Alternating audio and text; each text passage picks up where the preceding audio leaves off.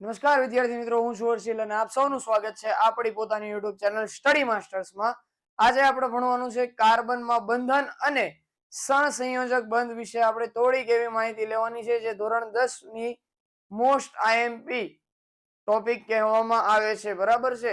હવે આમાં જે કાર્બન છે, કાર્બન તત્વ છે એ ફ્રેન્ડલી તત્વ કહેવાય. એનો મતલબ કાર્બન જે છે હાઇડ્રોજન સાથે પણ બંધ બનાવે, કાર્બન છે ઓક્સિજન સાથે પણ બંધ બનાવે, કાર્બન છે એ એના જેવા બીજા કાર્બન સાથે પણ બંધ બનાવે છે.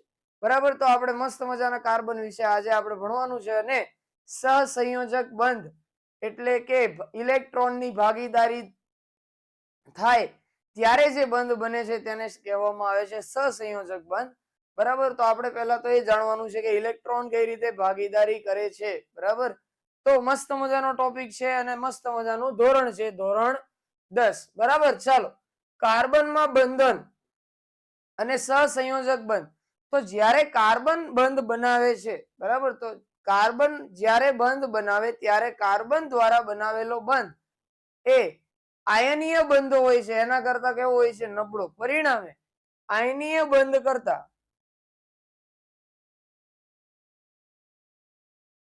આયનીય બંધ કરતા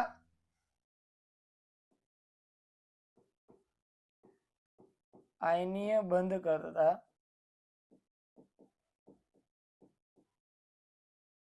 કાર્બન કાર્બન બંધના કાર્બન કાર્બન એટલે કે સહસંયોજક બંધ. બરાબર. સહસંયોજક બંધના ગલન બિંદુ અને ઉત્કલન બિંદુ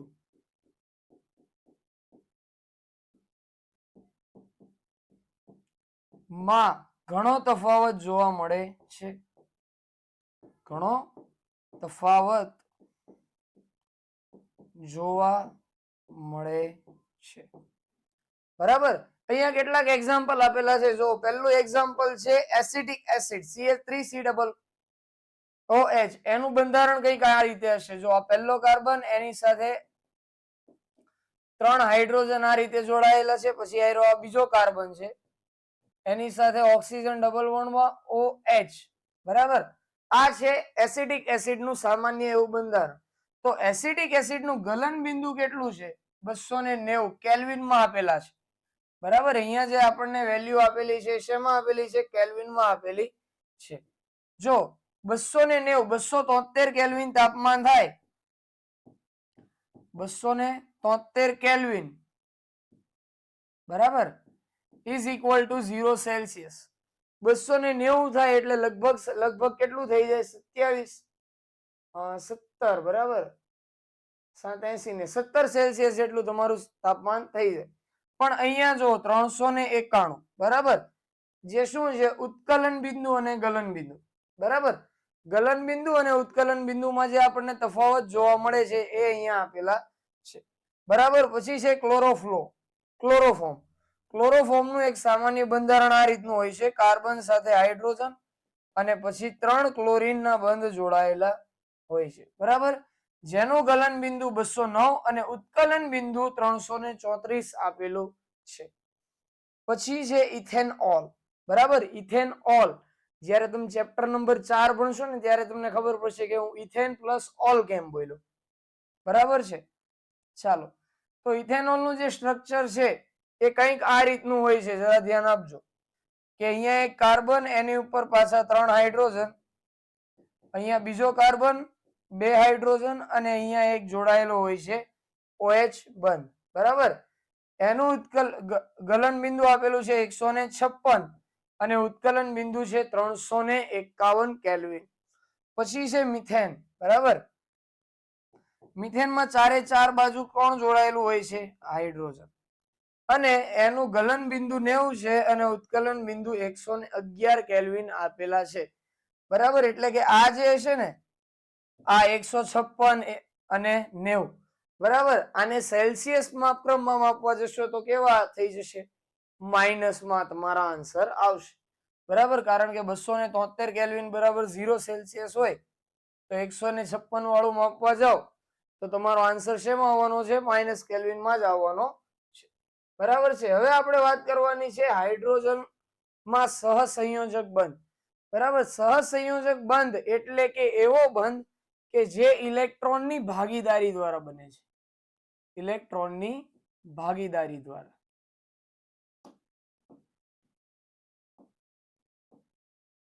ઇલેક્ટ્રોનની ભાગીદારી.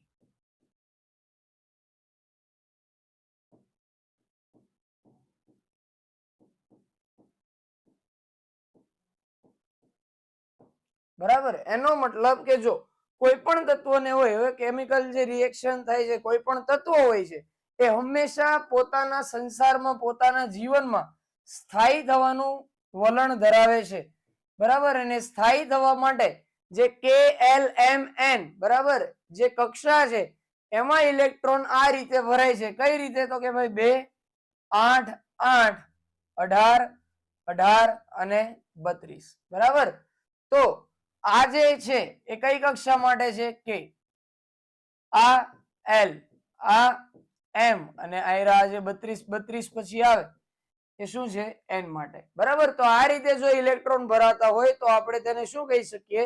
સ્થાયી ઇલેક્ટ્રોન રચના. અને દરેક તત્વ જે છે એ હંમેશા સ્થાયી ઇલેક્ટ્રોન રચના પ્રાપ્ત કરવાનું વલણ ધરાવે છે. બરાબર છે. ચાલો, તો હાઇડ્રોજન પાસે એક ઇલેક્ટ્રોન છે. બરાબર, હવે જો હાઇડ્રોજન ને સ્થાયી થવું હોય, બરાબર, તો એની કે કક્ષકમાં કેટલા ઇલેક્ટ્રોન જોઈએ? 2. તો હાઇડ્રોજન શું કરે?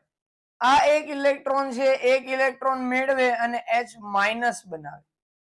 બરાબર, એક ઇલેક્ટ્રોન મેળવીને H માઇનસ બનાવે અથવા એક ઇલેક્ટ્રોન ગુમાવીને H પ્લસ બનાવે છે. બરાબર, પણ આવું હાઇડ્રોજન કરતો નથી. હાઇડ્રોજન શું કરે છે? એના જેવો જ જો કોઈ બીજો હાઇડ્રોજન હોય, બરાબર, અને એની પાસે એક મસ્ત મજાનો બીજો કોઈ ઇલેક્ટ્રોન હોય, બરાબર, તો હાઇડ્રોજન શું કરશે? એક એક ઇલેક્ટ્રોનની ભાગીદારી કરે છે અને પરિણામે H2 બંધ બનાવે છે. બરાબર છે. આ જે ઇલેક્ટ્રોનની ભાગીદારી દ્વારા જે બંધ બને છે, ઇલેક્ટ્રોનની ભાગીદારી દ્વારા જે બંધ બને છે, બરાબર, એને શું કહેવાય? એને જ કહેવામાં આવે છે સહસંયોજક બંધ. બરાબર છે. જો અહીંયા એક ઇલેક્ટ્રોન હતો,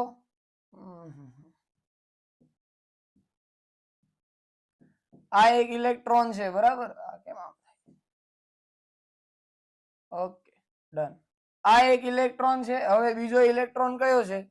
તો કે ભાઈ આ ઇલેક્ટ્રોન. આ બંને ઇલેક્ટ્રોન જોડાય અને આયરો આ જે બંધ બને છે, બરાબર, આ બંધને જ કહેવામાં આવે છે સહસંયોજક બંધ.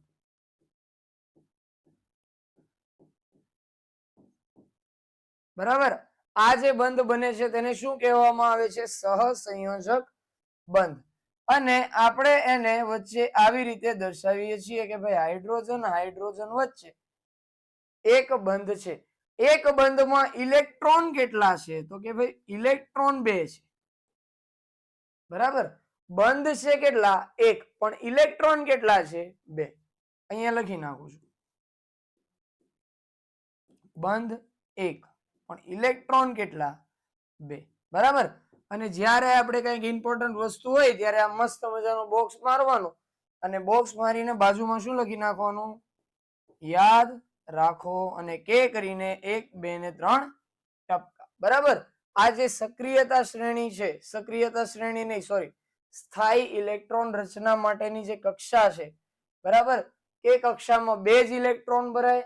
L માં 8 8, M માં 18 18 અને પછી N માં 32 32. જ્યારે આપણે ચેપ્ટર નંબર 11 સાયન્સ નું આવર્ત કોષ્ટક, તમારા 10મા ધોરણના ચેપ્ટર હતા જૂની ચોપડીમાં, એમાં 5મું ચેપ્ટર આવર્ત કોષ્ટક હતું. પણ 11 સાયન્સમાં જ્યારે તમે પ્રવેશ કરો તો તમને આવર્ત કોષ્ટક ભણાવવામાં આવે. બરાબર, ત્યારે તમને આ સમજાવવામાં આવશે કે આપણે 2 8 8 18 18 ને 32 જ કેમ લેતા હતા. ઓકે, ચાલો હવે આગળ જોઈએ. નાઇટ્રોજનમાં ત્રિબંધ. તો ભાઈ નાઇટ્રોજન છે એની બાહ્યતમ કક્ષામાં કેટલા ઇલેક્ટ્રોન છે? તો નાઇટ્રોજનની બાહ્યતમ કક્ષામાં ટોટલ 5 ઇલેક્ટ્રોન છે. કઈ રીતે ખબર પડી? તો જો નાઇટ્રોજનનો પરમાણુય ક્રમાંક 7 છે. બરાબર. સ્થાયી ઇલેક્ટ્રોન રચના એટલે કે 2 8 8 18 18 32 અને 32 પ્રમાણે પહેલા 2 ઇલેક્ટ્રોન ક્યાં ગયા? 2 માં. હવે 5 વધ્યા. સ્થાયી થવા માટે જરૂર કેટલાની છે? 8 ની. એનો મતલબ કે મારે 3 ઇલેક્ટ્રોનની જરૂર પડે છે. બરાબર. તો નાઇટ્રોજન શું કરશે? નાઇટ્રોજન એના જેવા બીજા નાઇટ્રોજન સાથે ઇલેક્ટ્રોનની ભાગીદારી કરશે અને શું બનાવી નાખશે? સહસંયોજક બંધ. બરાબર. 3 ઇલેક્ટ્રોનની બંને નાઇટ્રોજનને જરૂર છે તો શું થાય? તો ઇલેક્ટ્રોનની થઈ જાય ભાગીદારી. જો અહીંયા ભાગીદારી કરીને દેખાડું. ઓકે, આ પહેલો અને આ બીજો.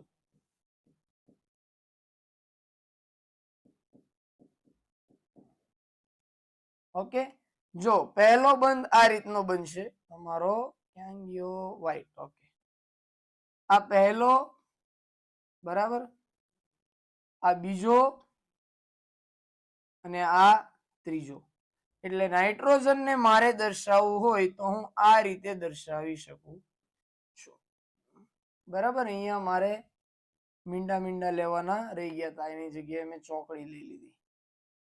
બરાબર. Okay, done. આ રીતની ભાગીદારી હોય તો આ જે બંધ બને છે તેને શું કહેવાય? સહસંયોજક બંધ. હવે જ્યારે તમે આગળ ભણશો, બરાબર, જ્યારે 11 12 સાયન્સમાં અભ્યાસ કરશો તો તમને એમ કહેશે કે આ જે પહેલો બંધ બને છે એને સિગ્મા બંધ કહેવાય. બરાબર. અને જે બીજા બંધ બને છે એને કહેવામાં આવે છે પાઈ બંધ. આ સિગ્મા બંધ અને પાઈ બંધનો સંપૂર્ણ અભ્યાસ આપણે ધોરણ 11 સાયન્સમાં કરવાનો છે. બરાબર. અત્યારે તમારે શું રાખવાનું યાદ? કે ઇલેક્ટ્રોનની ભાગીદારી દ્વારા જે બંધ બને છે તેને સહસંયોજક બંધ કહેવામાં આવે છે. ઓકે, આટલી વસ્તુ ક્લિયર છે? તો હવે આપણે આગળ જોઈએ. ઓક્સિજનમાં દ્વિબંધ. બરાબર. તો ઓક્સિજનનો પરમાણુ ભાર કેટલો? સિમ્પલ વસ્તુ છે. ઓક્સિજનનો પરમાણુ ભાર મારે જોતો હોય તો શું કરું? 8. બરાબર. ઓક્સિજનનો પરમાણુ ભાર 8 જ છે. સ્થાયી તત્વ કેટલા? સ્થાયી થવા માટે કેટલા જોઈએ? 2 8 8 18 18 32 અને 32. બરાબર. 8 માંથી પહેલા 2 છે એ કે માં જશે. બરાબર. હવે જે છે એ એલ માં આવશે. 8 માંથી 2 જાય તો વધે 6. એનો મતલબ કે ઓક્સિજન પાસે ટોટલ કેટલા ઇલેક્ટ્રોન હશે? 6 ઇલેક્ટ્રોન. ઓક્સિજનની બાહ્યતમ કક્ષામાં કેટલા ઇલેક્ટ્રોન હોય? 6.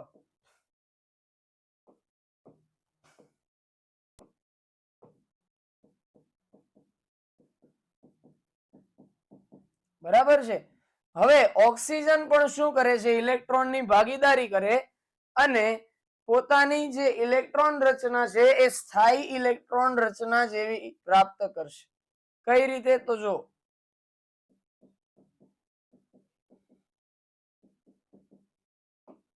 અહીંયા બીજો ઓક્સિજન આ રીતે જોડાશે. Electron, sorry. ઓકે, હવે જો બંધ કઈ રીતે બનશે? આ એક ઇલેક્ટ્રોનની ભાગીદારી અને આ બીજા ઇલેક્ટ્રોનની ભાગીદારી. તો અહીંયા જે બંધ બને તેને શું કહેવાય? સહસંયોજક બંધ.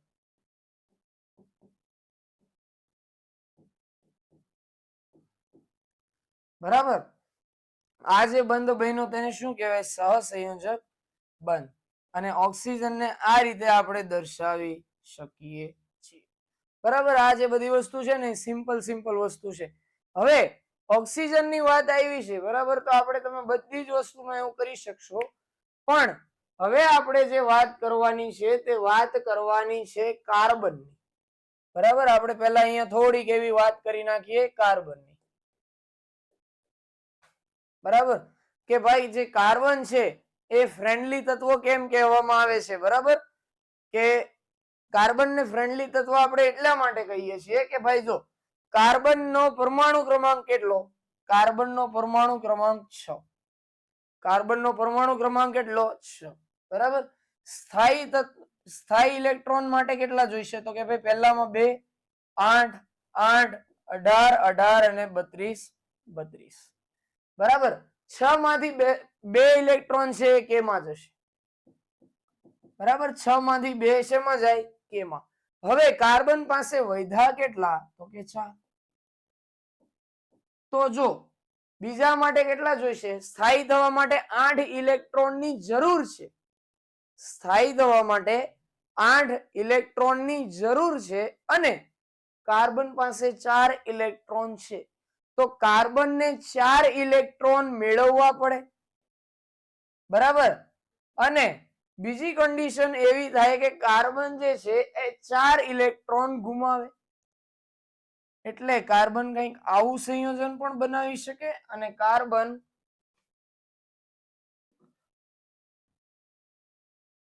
આ રીતનું સંયોજન પણ બનાવી શકે. બરાબર. કાર્બન પાસેથી 4 ઇલેક્ટ્રોન જાય તો C+4 બને અને કાર્બન 4 ઇલેક્ટ્રોન મેળવે તો શું થઈ જાય? C-4 બને. બરાબર. અને આ જો કન્ડિશન લાવી હોય, જો C+4 અને C-4 બનાવવો હોય તો એના માટેની જે ઉર્જા છે, ઉર્જા તે કેવી જોઈએ છે? વધારે. બરાબર. એટલે વધારે ઉર્જાને જોઈએ છે એના કારણે કાર્બન જે છે તે C+4 અને C-4 સંયોજન બનાવતો નથી. બરાબર. પણ કાર્બન શું કરે? 4 ઇલેક્ટ્રોન છે, 4 ઇલેક્ટ્રોન ની બીજા અલગ અલગ તત્વો સાથે ભાગીદારી કરી નાખે છે. બરાબર. ચાલો જો જેમ કે કાર્બન નું એક ફેવરેટ સંયોજન અને આમ ફેમસ સંયોજન કહેવા જઈએ ને તો છે મિથેન. બરાબર. જેમાં કાર્બન નો એક પરમાણુ હાઇડ્રોજન ના બીજા 4 પરમાણુ સાથે બંધ બનાવે છે. બરાબર. કાર્બન નો એક પરમાણુ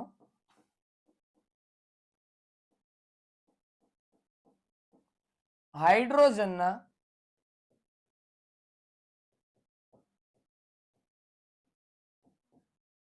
4 પરમાણુ સાથે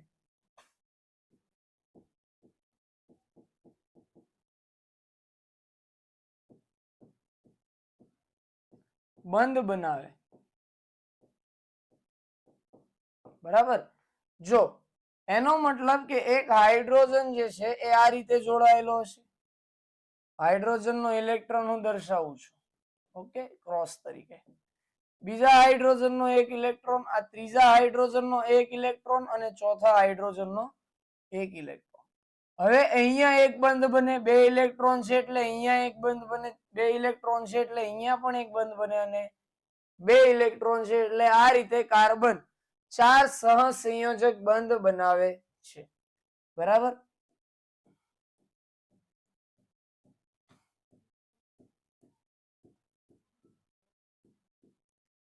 અને ભાઈ જે આ સહસંયોજક બંધ બનાવે છે, બરાબર, સહસંયોજક બંધ હોય છે તે આયનીય બંધ કરતા કેવા હોય છે? નબળા. હવે જો કાર્બન અને હાઇડ્રોજન વચ્ચેનું આકર્ષણ જે થાય છે તે ઓછું છે. બરાબર. કાર્બન અને હાઇડ્રોજન વચ્ચેનું આકર્ષણ ઓછું છે તો મારે હાઇડ્રોજનને દૂર કરવો હોય, હાઇડ્રોજનને શું કરવો હોય? દૂર. બરાબર. તો દૂર કરવા માટે જે ઉર્જા આપવી પડે એ પણ કેવી આપવી પડે?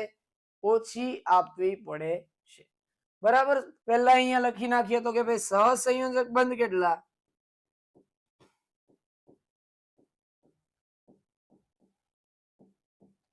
સહસંયોજક બંધ 4. બરાબર. હવે જો કાર્બન પાસે પોતાના ધનભાર, હાઇડ્રોજન પાસે ઇલેક્ટ્રોન પોતાનો, તો ધનભાર જે છે એ ઋણભારને શું કરતો હોય? આકર્ષતો હોય. પણ અહીંયા આયનીય બંધ કરતા સહસંયોજક બંધ કેવા છે? નબળા. પરિણામે કાર્બન અને હાઇડ્રોજન નું આકર્ષણ બળ છે એ કેવું છે? નબળું. અને કાર્બન હાઇડ્રોજનના આકર્ષણ બળ નબળા હોવાને કારણે હાઇડ્રોજનને જો મારે દૂર કરવો હોય, બરાબર, તો એના માટે એનર્જી કેટલી જોઈએ? એનર્જી એટલે કે ઉર્જા. ઉર્જા કેવી જોઈએ? ઓછી જોઈએ. બરાબર. અને ઓછી ઉર્જા આપવી પડે એટલે હું એમ કહી શકું કે તેના ગલન બિંદુ અને ઉત્કલન બિંદુ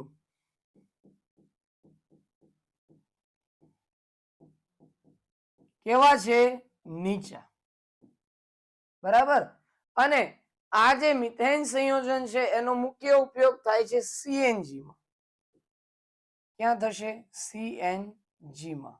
બરાબર. Okay, done. આટલી વસ્તુ ક્લિયર છે ભાઈ? જો મિથેન સંયોજન છે, કાર્બન એની આજુબાજુમાં હાઇડ્રોજન બંધ કેટલા? 4. બરાબર. 4 4 કેવા છે? સહસંયોજક બંધ. કાર્બન હાઇડ્રોજન વચ્ચે આકર્ષણ બળ કેવું? ઓછું. હવે તમે આમ કોઈ એક વસ્તુને પકડીને ઉભા હોય, બરાબર, પણ આમ હરખી ન પકડી હોય તો શું થઈ જાય? તો એ વસ્તુને દૂર થવી હોય તો બળ કેવું જોઈએ? ઓછું. બળ એટલે કે ઉર્જા. બરાબર. તો અહીંયા હાઇડ્રોજનને મારે દૂર કરવો હોય તો ઉર્જા કેવી જોઈએ? ઓછી. બરાબર. એટલે કે ગલન બિંદુ અને ઉત્કલન બિંદુ કેવા છે? નીચા. સહસંયોજક બંધ કેટલા બનાવે છે? 4. અને સીએનજી માટે ઉપયોગી છે. બરાબર. તો આ સાથે આપણે આપણો જે કોન્સેપ્ટ છે, બરાબર, એ પૂરો કરીએ છીએ. બરાબર. તમારી એક્ઝામ જે બોર્ડની છે એના માટે બધાને ઓલ ધ બેસ્ટ અને થેન્ક યુ.